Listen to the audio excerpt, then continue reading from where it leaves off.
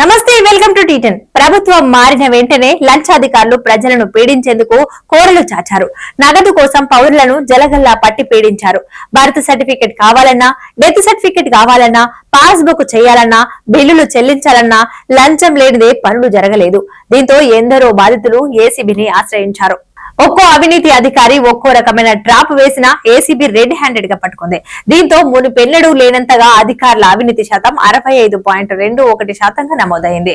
ఈ ఏడాది రాష్ట్ర అవినీతి నిరోధక శాఖ ఏసీబీ 152 కేసులు నమోదు చేసి 223 మంది నిందితులను అరెస్టు చేసినట్లు ఏసీబీ డీజీ విజయ్ కుమార్ విడుదల చేసిన వార్షిక నివేదికలో వెల్లడించారు. 129 ట్రాప్ కేసుల్లోనే 200 మంది నిందితులను అరెస్టు చేసినట్లు పేర్కొన్నారు. వీటితో పాటు 11 ఆదాయానికి మించిన అక్రమాస్తుల కేసులు నమోదవగా 12 క్రిమినల్ మిస్కండక్ట్ కేసుల్లో 18 మంది నిందితులను అరెస్టు చేసినట్లు వివరించారు.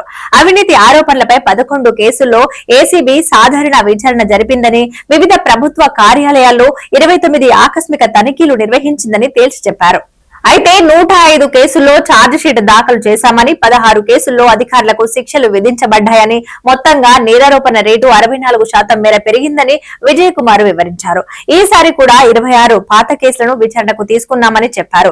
2024లో నమోదు చేసినటువంటి 129 ట్రాప్ కేసుల్లో 82,78,000 నగదును స్వాధీనం చేసుకున్నామని, దాని నుంచి 64,80,000 ఫిర్యాదుదారులకు తిరిగి చెల్లించినట్టు వివరించారు. అయితే 11 కేసుల్లో 97,42,67,000 రూపాయల విలువైన అక్రమాస్తులను నిందితుల నుంచి అటాచ్ చేసినట్టు విజయ్ కుమార్ వెల్లడించారు. ఈ ఏడాది 29 మంది పోలీస్ అధికారులు, ఒక పీపీ, 2 ఇంజనీర్లతో సహా 32 మంది అధికారులకు ప్రైమరీ ఇండక్షన్ ట్రైనింగ్ ఇచ్చినట్టు ఏసీబీ డీజీ విజయ్ కుమార్ తెలిపారు.